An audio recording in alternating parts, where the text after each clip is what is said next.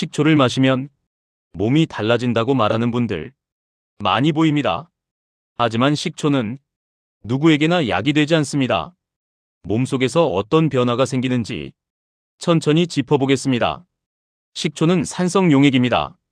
특유의 신맛 뒤에는 대사 과정에 관여하는 여러 작용이 숨어 있습니다. 식초를 마셨을 때 가장 먼저 반응하는 곳은 입과 식도입니다. 산도가 꽤 강하기 때문에 희석 없이 삼키면 점막이 자극을 받습니다.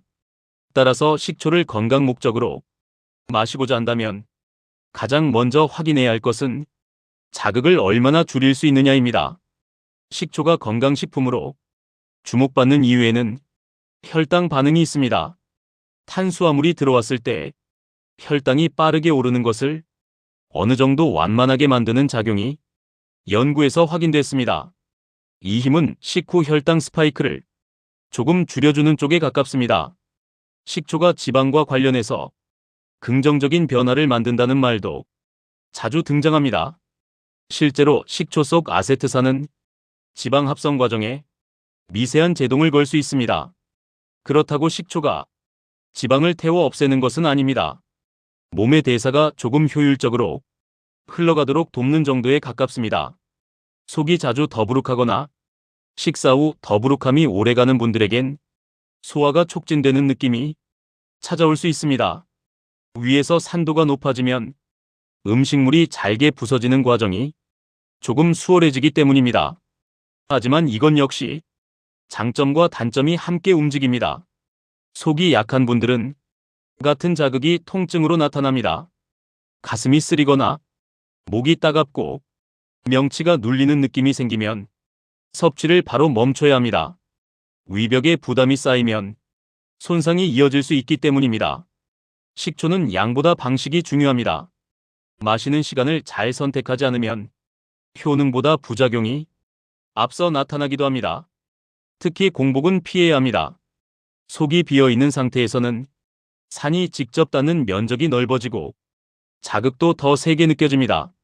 식사와 함께 혹은 가벼운 음식 뒤에 마시는 편이 안전합니다. 또 하나 중요한 점은 희석 비율입니다.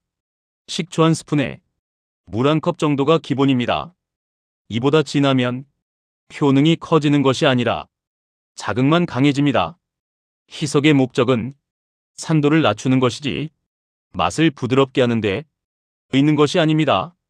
식초의 종류도 생각보다 중요합니다. 곡물 식초와 과일 식초는 맛과 향은 다르지만 기본 작용은 비슷합니다. 다만 단맛이 강한 제품은 당분이 섞여 있어 혈당 관리 목적이라면 선택에서 제외하는 것이 좋습니다. 첨가물이 적고 산도 표시가 명확한 제품이 몸에 더 무리가 덜 갑니다. 식초를 꾸준히 마시면 몸의 리듬이 조금씩 달라진다는 말을 많이 하십니다. 아침에 배가 편해졌다는 분도 있고 식사량이 자연스레 줄었다는 분도 있습니다. 이 변화 대부분은 소화 리듬이 일정해지거나 혈당 반응이 과하게 오르지 않는 데서 따라오는 효과입니다. 하지만 누구에게나 같은 변화가 찾아오는 것은 아닙니다. 위산 역류가 있는 분들은 증상이 더 나빠질 수 있고 식도염이 반복되는 분들은 식초가 상처를 자극합니다. 신장 질환이나 칼륨 조절에 문제가 있는 경우엔 섭취 전 반드시 전문가 상담이 필요합니다. 몸의 균형이 이미 민감한 상태라면 작은 산성 자극도 부담이 될 수 있기 때문입니다. 하루 섭취량도 무조건 많다고 좋은 것이 아닙니다. 식초는 음료가 아니라 조절이 필요한 식재료입니다. 하루 한두 스푼을 희석해서 마시는 선에서 충분한 변화를 기대할 수 있습니다. 더 빨리 변하고 싶은 마음에 양을 늘리면 몸은 먼저 불편함으로 반응합니다. 식초를 마시는 목적이 체중 관리라면 기대치를 조금 낮추는 것이 좋습니다. 식초 하나만으로 눈에 보이는 변화가 빠르게 나타나지는 않습니다. 대신 식사 패턴을 조금 더 안정시키는 데 도움이 될 수 있습니다. 이 점을 정확히 이해하면 식초 활용이 훨씬 편안해집니다. 식초는 누군가에게는 든든한 건강 습관이고 누군가에게는 소화 불편을 키우는 요소가 됩니다. 내 몸이 어떤 반응을 보이는지 며칠만 관찰하면 충분히 판단할 수 있습니다. 속이 편안하고 식사 후 부담이 줄어든다면 잘 맞는 신호입니다. 반대로 쓰림이 생기거나 명치가 답답해지면 방식을 조절해야 합니다. 식초를 마신 뒤 몸이 가벼워지는 느낌이 들 때는 혈당 변화와 소화 흐름이 완만해졌을 가능성이 큽니다. 이 느낌을 무리 없이 유지하려면 일정한 시간에 적정량을 꾸준히 마시는 편이 좋습니다.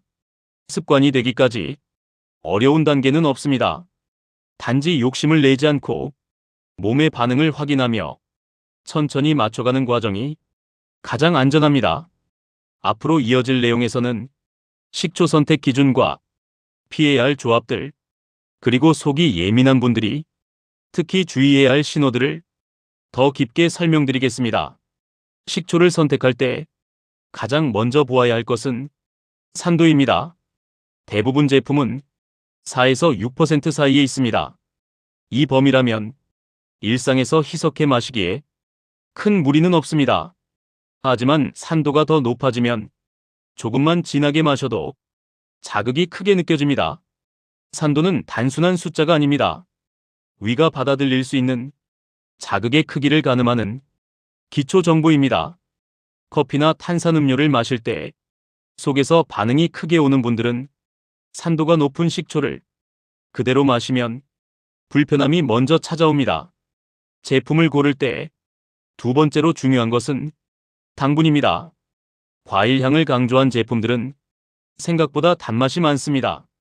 혈당을 관리하고 싶다면 달콤한 식초는 선택 대상에서 조금 멀어집니다. 맛은 좋지만 원하는 목적과는 다른 방향으로 흐를 수 있기 때문입니다. 식초 속에는 아미노산과 유기산이 함께 들어있습니다. 이 구성 덕분에 몸의 대사 과정이 부드럽게 흘러가는 느낌을 받기도 합니다. 하지만 이 성분들은 모두 일정한 양일 때 편안하게 작용합니다. 과해지면 속이 먼저 신호를 보냅니다. 식초를 마실 때 가장 실수가 많은 부분이 음식과의 조합입니다.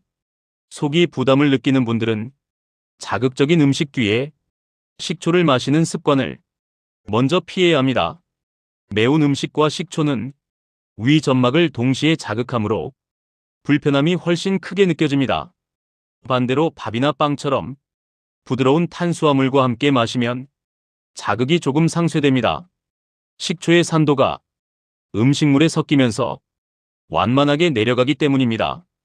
이 방식은 위산 역류가 있는 분들에게도 조금 더 안전합니다. 식초를 마신 후 가벼운 더부룩함이 잠깐 느껴지는 분들도 있습니다. 이 현상은 위의 산성 환경이 일시적으로 변할 때 나타나는 반응입니다.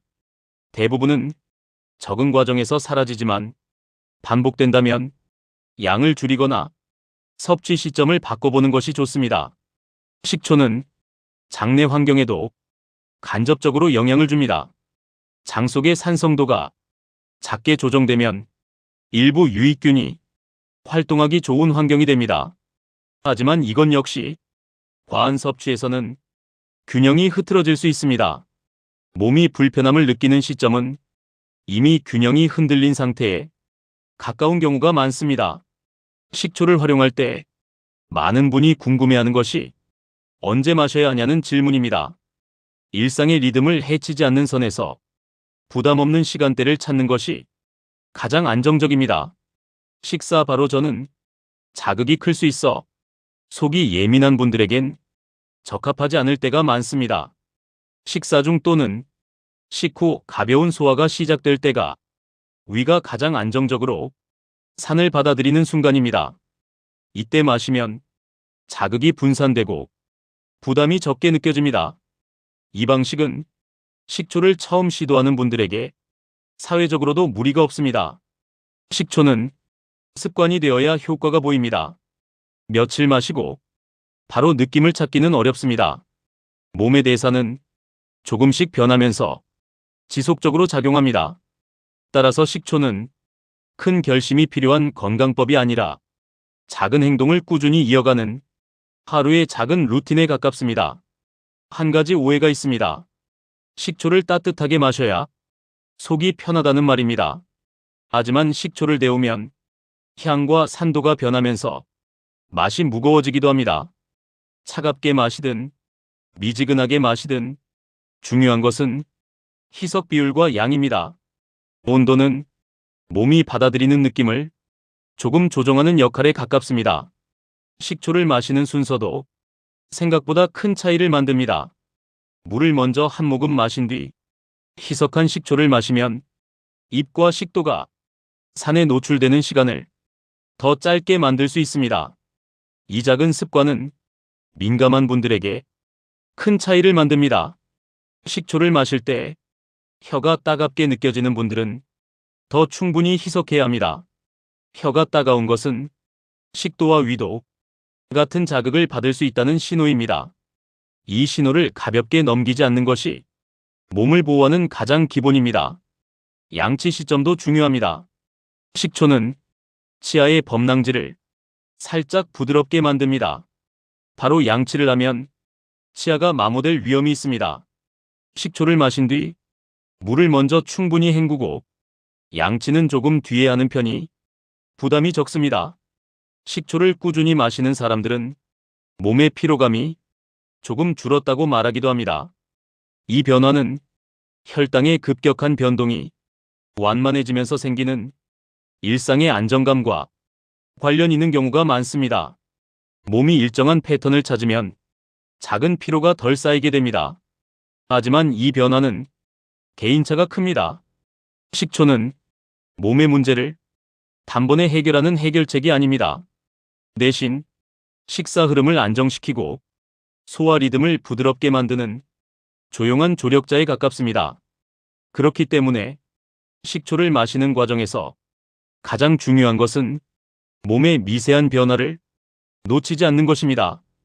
부담이 줄어드는 느낌이 있는지, 속이 따갑지는 않은지, 식후에 편안함이 이어지는지, 이 모든 순간이 내 몸의 답입니다. 식초는 빠른 효과를 원할수록 조심해야 하는 식재료입니다. 양을 늘리면 효과가 커지지 않습니다. 몸은 항상 부드러운 변화를 더 오래 받아들입니다. 식초도 마찬가지입니다. 천천히 적응하면 몸은 편안함으로 응답합니다. 앞으로 이어질 내용에서는 식초를 피해야 하는 상황과 몸이 보내는 위험 신호, 그리고 식초를 생활에 부담 없이 녹여내는 방법들을 더 세밀하게 설명드리겠습니다. 식초는 자연 발효 식품이지만 모든 발효 식품이 모든 사람에게 이로운 것은 아닙니다. 특히 위장관이 예민한 분들에게는 미세한 산성 변화가 증상을 악화시키는 원인이 됩니다.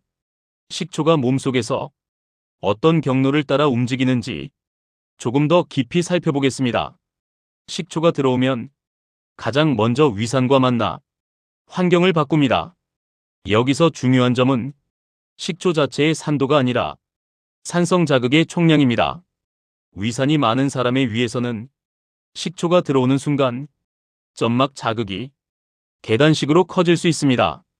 위에 염증이 있는 분들은 이 변화가 더 선명하게 느껴집니다. 위가 따끔해지거나 명치가 조여오는 느낌이 초기에 나타나는 신호입니다. 식초는 위 배출 시간을 조절하는 역할도 합니다. 음식이 위에서 천천히 내려가면 식후 혈당 상승이 완만해지는 장점이 있습니다. 하지만 속이 잘 더부룩해지는 분들은 이 과정이 불편함으로 이어집니다. 이때 몸이 보내는 신호는 휴식과 조절이 필요하다는 뜻입니다. 위에서 내려간 식초는 소장에서 다시 흡수됩니다. 이 과정에서는 아세트산이 에너지 대사에 조용히 관여합니다. 아세트산은 세포 안에서 대사 회로의 일부가 되어 당과 지방의 흐름을 조절하는 데 힘을 보탭니다. 하지만 그 양이 지나치면 신체는 산을 중화하기 위해 여러 균형을 조절해야 합니다. 이 균형 조절이 과해질 때 속불편, 피로, 갈증 등이 더 쉽게 나타납니다. 식초를 많이 마셔도 지방이 빠르게 줄지 않는 이유도 바로 여기에 있습니다. 대사는 조절받지만 연료 자체가 변하는 것은 아니기 때문입니다. 식초는 대사 과정에 속도를 부드럽게 만드는 역할이고 몸의 지방량을 직접 줄이는 도구는 아닙니다. 이 점을 이해하면 식초를 훨씬 현실적으로 활용할 수 있습니다. 몇몇 분들은 식초를 마시면 속이 따뜻해진다고 말합니다. 이 느낌은 교감신경이 자극되면서 혈관 반응이 바뀌기 때문입니다.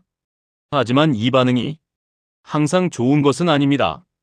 교감신경이 지나치게 자극되면 속쓰림이나 답답함이 짝을 이루듯 나타납니다. 이 현상을 불편함으로만 받아들이기보다는 내 위장관이 예민하게 반응한다는 중요한 신호로 해석해야 합니다. 식초를 마시는 시간대는 위장관의 부담을 줄여주는 매우 중요한 요소입니다. 대부분의 위는 오전보다는 오후가 자극을 더 잘 받아들입니다. 하루 중 위장의 점막 재생이 가장 활발한 시간은 저녁 이후이기 때문입니다. 따라서 속이 약한 분들은 하루 초반보다 점심 이후가 상대적으로 편안할 수 있습니다. 식초를 마신 뒤 갑자기 졸리다는 분들도 있습니다. 이 현상은 식초 자체 때문이기보다 혈당 변화에 따른 생리적 반응입니다. 혈당이 급격히 오르지 않으면 쏟아지는 피로가 줄어드는 경우도 있고 반대로 소화가 천천히 진행되면서 몸이 휴식 신호를 내기도 합니다.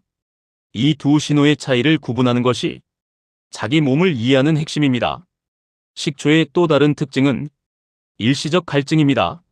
산도가 높아지면 몸은 삼투압 균형을 맞추기 위해 수분을 조금 더 요구하게 됩니다. 따라서 식초를 마신 뒤 물 섭취가 늘어나는 현상은 비정상적인 것이 아닙니다. 단, 갈증이 과하게 느껴지면 희석 비율이 너무 높은 것입니다. 식초를 건강하게 활용하려면 몸의 염증 상태도 함께 고려해야 합니다. 몸속 염증이 높은 사람들은 위장관도 더 민감한 경우가 많습니다. 이 상태에서는 미세한 산성 자극도 큰 불편함으로 이어질 수 있습니다. 식초는 항염작용이 있지만 위 점막에는 거꾸로 작용할 수 있으므로 이 부분을 구분해야 합니다. 식초를 마실 때 가끔 배가 조금 차는 느낌이 들 수 있습니다.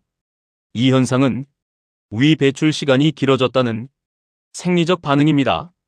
식사량이 자연스럽게 줄었다면 식초로 인해 포만감이 조금 더 유지된 신호일 수 있습니다. 하지만 식사 후 답답함이 오래 남는다면 위장관 부담이 먼저인 상태입니다. 이 경우엔 식초 섭취를 일시적으로 쉬는 것이 맞습니다. 식초를 마신 뒤 속이 편해졌다고 느끼는 분들도 있습니다. 이는 위액 분비가 조금 균형을 찾으면서 소화 흐름이 부드러워진 경우입니다. 하지만 이 변화 역시 모든 사람에게 나타나지는 않습니다. 위산이 적은 분들은 식초가 도움이 되기도 하지만 위산이 많은 분들은 증상을 더 강하게 느낄 수 있습니다. 자신의 위산 패턴을 정확히 알고 있지 않아도 몸의 반응을 꾸준히 관찰하면 충분히 판단할 수 있습니다.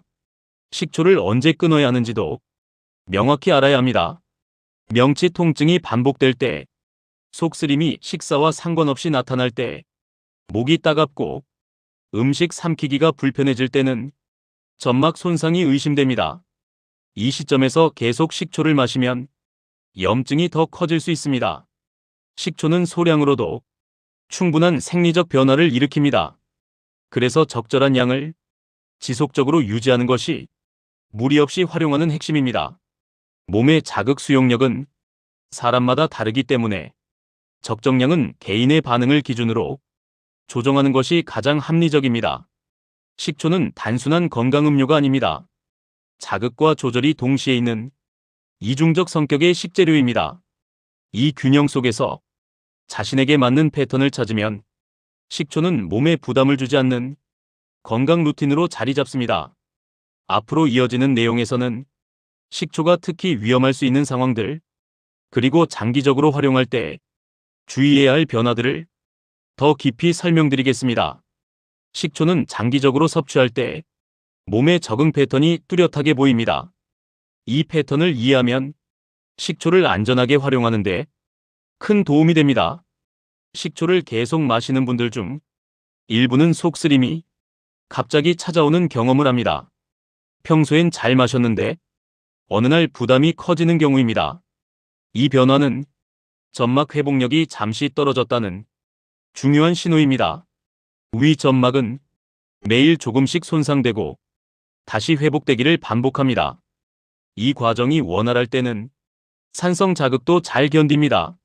하지만 스트레스나 피로가 쌓이면 회복 속도가 느려지고 식초의 자극을 이전보다 더 크게 느끼게 됩니다. 이런 신호가 왔다면 식초를 잠시 쉬는 것이 가장 안전한 선택입니다. 몸이 보내는 경고는 대부분 정확합니다. 억지로 이어가면 위산 역류나 미세 염증이 더 빠르게 진행될 수 있습니다. 식초가 역류를 일으키는 이유는 위산 자체가 아니라 식도 괄약근의 긴장도 때문입니다. 산도가 높아지면 괄약근이 순간적으로 완전히 닫히지 않는 일이 생깁니다. 이때 산이 식도로 역류하는 느낌이 나타납니다. 따라서 역류 경험이 있는 분들은 식초 사용을 매우 조심해야 합니다. 속이 편한 분들조차 밤 늦게 식초를 마시면 가끔 답답함을 느끼는 이유도 같습니다. 수면 직전엔 소화 기능이 느려지기 때문에 산성 자극이 더 크게 남습니다. 몸의 부담을 줄이려면 하루 일정 시간 이전에 섭취를 마무리하는 것이 더 안정적인 방법입니다. 식초가 장에 미치는 영향도 상당히 복합적입니다. 아세트산은 장내 환경을 조금 산성으로 유지하려는 힘이 있습니다. 이 환경은 일부 유익균에게 유리하게 작용할 수 있습니다. 하지만 민감한 장을 가진 분들에게는 이 변화가 불편함을 유발하기도 합니다. 특히 과민성 대장 증후군이 있는 분들은 장신경이 예민하기 때문에 식초의 산성 변화가 복부 긴장감을 높일 수 있습니다. 식사 직후 장이 민감해지는 분들은 식초 섭취 시점을 더 세밀하게 조정해야 합니다. 식초를 장기적으로 사용할 때 주의해야 할 또 다른 부분은 미네랄 균형입니다. 산성 환경이 늘면 몸은 이를 중화하기 위해 일부 미네랄 사용량을 높입니다. 특히 칼륨 조절 기능이 약한 분들은 과한 섭취가 몸의 균형을 흔들 수 있습니다. 신장 기능이 약한 분들에게 식초를 조심스럽게 권하는 이유도 바로 이 때문입니다. 몸이 산을 중화하는 과정에서 신장이 더 많은 역할을 하게 되기 때문입니다. 한 번의 섭취로 문제가 생기진 않지만 꾸준히 많은 양을 마시면 부담이 누적될 수 있습니다. 식초는 몸의 pH를 직접 바꾸지 않습니다. 음식을 통한 산성 변화는 일시적일 뿐이고 혈액의 pH는 철저하게 조절됩니다. 하지만 점막은 그 일시적인 변화에도 상당히 민감하게 반응합니다. 문제는 이 민감함이 개인마다 크게 다르다는 점입니다. 식초 섭취 후 속이 부글거리는 느낌이 가끔 나타날 수 있습니다. 이 현상은 가스가 늘어난 것이 아니라 장 운동 리듬의 변화입니다. 일시적이라면 적응 과정일 수 있지만 반복되면 식초와 장의 리듬이 잘 맞지 않는 것입니다. 식초를 마실 때 특정 약물과의 상호작용도 주의해야 합니다. 혈당 강화제를 복용하는 분들은 식초의 혈당 완화 효과가 약물 작용과 겹치면서 과도한 저혈당이 올 수 있습니다. 이 위험은 공복이 아니어도 충분히 발생할 수 있습니다. 이뇨제를 복용하는 분들은 수분과 전해질 균형이 더 민감합니다. 식초의 산성 자극이 갈증을 높이면 수분 섭취 패턴에 혼란을 줄 수 있고 전해질 균형도 조금 흔들릴 수 있습니다. 이 경우에는 반드시 의료진과 상담 후 섭취를 결정하는 편이 안전합니다. 식초는 단순한 음료가 아닙니다. 대사 조절과 소화 기능, 점막 반응과 신경신호, 이 모든 것이 함께 작용합니다. 그래서 접근할 때 빠른 효과보다 몸의 리듬과 회복력을 먼저 고려해야 합니다. 식초를 건강 루틴으로 안전하게 유지하려면 변화를 자세히 기록하는 것도 큰 도움이 됩니다. 섭취 후 편안함은 얼마나 가는지, 속쓰림이 있는지, 식사량이 조절되는 느낌이 있는지, 이 작은 기록들이 자신에게 맞는 패턴을 찾는 핵심이 됩니다. 식초는 좋은 건강 습관이 될 수도 있고 부담을 만드는 자극이 될 수도 있습니다. 두 차이는 크지 않지만 몸은 그 차이를 정확히 구분해냅니다. 따라서 섭취 과정 전체를 몸의 신호를 확인하는 시간으로 이해하는 것이 가장 바람직한 접근입니다. 앞으로 이어질 내용에서는 식초를 사용할 때 특히 위험한 조건과 주의해야 할 몸의 변화, 그리고 식초를 일상에 자연스럽게 녹이는 구체적인 실천 방법을 더 깊게 설명드리겠습니다. 식초는 생활 속에서 작은 조절만으로 효과가 크게 달라지는 식재료입니다. 이 조절이 익숙해지면 식초는 강한 자극이 아니라 부드러운 도구가 됩니다. 식초를 안전하게 활용하려면 우리가 몸에서 확인해야 할 몇 가지 중요한 신호가 있습니다. 이 신호들은 아주 미세하지만 몸의 균형이 어디를 향하는지 정확히 알려줍니다. 마신 뒤 속이 편안하다면 위 점막이 자극을 적절히 감당하고 있다는 뜻입니다. 이 상태에서는 식초가 부담이 아니라 도움으로 작용합니다. 식사량이 자연스럽게 조절되거나 소화 흐름이 부드럽게 이어지는 것도 몸이 식초를 무리 없이 받아들이고 있다는 신호입니다.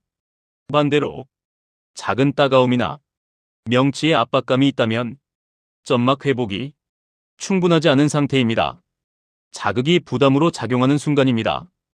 이 기미를 확인했다면 양을 줄이거나 섭취를 잠시 쉬는 것이 가장 정확한 대응입니다. 식초를 활용하면서 의외로 많은 분들이 수면의 질 변화를 경험합니다.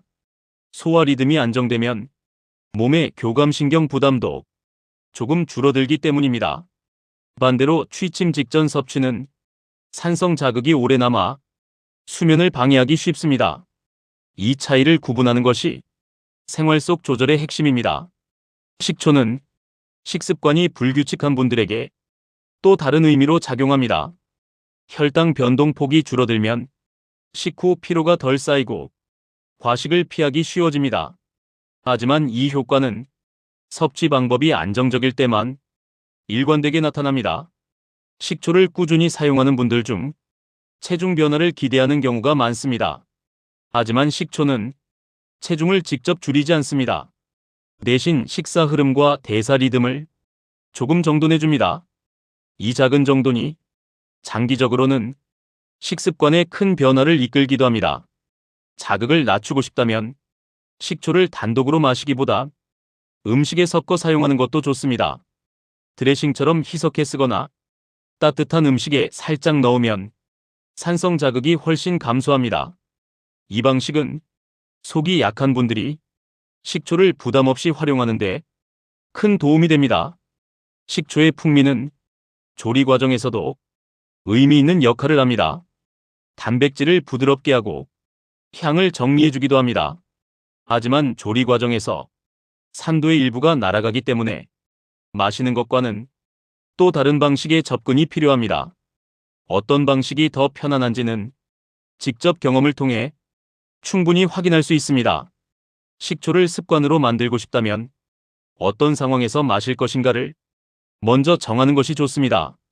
식사 전인지, 식사 중인지, 혹은 식사 뒤인지에 따라 몸의 반응이 다르게 나타나기 때문입니다. 이 시간을 고정하면 몸도 일정한 패턴으로 안정되기 시작합니다. 과도한 기대는 식초 활용의 가장 흔한 실수입니다. 식초는 즉각적인 변화를 만들어내는 식재료가 아닙니다. 대신 매일의 반복 속에서 천천히 쌓이는 변화를 만들어내는 재료입니다. 이 점을 이해하면 식초는 훨씬 부담 없는 건강 루틴이 됩니다. 식초를 사용하면서 꼭 기억해야 할 신호가 있습니다. 목의 따끔함이 지속될 때, 삼킴이 불편할 때, 명치가 답답할 때, 식후 통증이 반복될 때, 이 신호들은 모두 점막이 자극을 견디지 못한다는 뜻입니다. 이때는 섭취를 중단하고 몸의 회복을 기다려야 합니다. 특히 당뇨가 있는 분들은 식초가 혈당 관리를 도와줄 수 있지만 저혈당 위험이 반대로 커질 수 있습니다. 약물과의 작용을 고려하지 않으면 몸은 예측하기 어려운 반응을 보입니다. 이 경우에는 식초를 단독으로 사용하기보다 의료진과 상담하며 일정한 틀 안에서 조절하는 것이 필요합니다. 향후 식초를 계속 사용할지 중단할지 결정하려면 몸의 반응을 기록하는 것도 좋습니다. 하루의 변화는 작아 보여도 일주일이 지나면 명확한 흐름이 보입니다. 기록은 판단의 근거가 되고 습관의 방향을 더 쉽게 선택하게 만듭니다. 식초가 모두에게 같은 결과를 주지는 않습니다. 하지만 자신에게 맞는 방식을 찾는다면 매우 단순한 원리로 몸의 리듬을 돕는 역할을 할 수 있습니다. 과하지 않게, 꾸준하게 몸의 신호를 들으며 자신에게 맞는 질서를 만들어가는 것이 식초 활용의 핵심입니다. 오늘까지의 내용을 통해 식초가 가진 효과와 위험, 그리고 안전한 활용법을 충분히 이해하셨을 겁니다. 이제 남은 것은 몸이 보내는 반응을 조용히 관찰하는 일입니다. 모든 답은 그 안에서 선명하게 드러납니다. 이 좋은 정보를 주변에 꼭 널리 알려주시고 구독 버튼과 좋아요 버튼, 그리고 알림 설정까지 부탁드리겠습니다.